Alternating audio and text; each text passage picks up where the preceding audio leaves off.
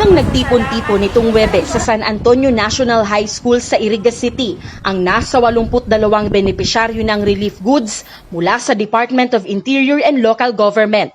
Kabilang sila sa may totally damaged houses sa Barangay San Antonio, bunsod ng Bagyong Rolly. Isa sa mga napagkalooban ng tulong ang 49 anyos na si Evelyn Sarmiento. Natuklam hindi lang ang bubong ng kanilang bahay, kundi pati na rin ang mga dingding nito. Kaya naman, napilitan silang gumawa ng pansamantalang matutulugan. Kasama niyang natutulog sa maliit na silid na ito ang kanyang 5 anak. Nakatanggap na rin siya ng 3 yero mula sa pribadong grupo. Dako lang tabang na di mamukanamot ag kuno kami pansak na. Ano po? Sa minsan uda man kami mambugas na ko, uda man pigkukuanan. Ang mga igin ko uda man trabaho.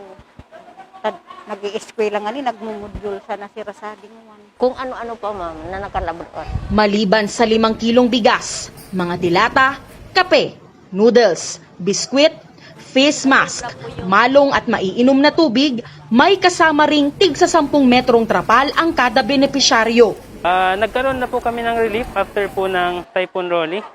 Ano po, yung sa LGU, sa DSWD region, so nakapagbigay na po kami dito sa barangay.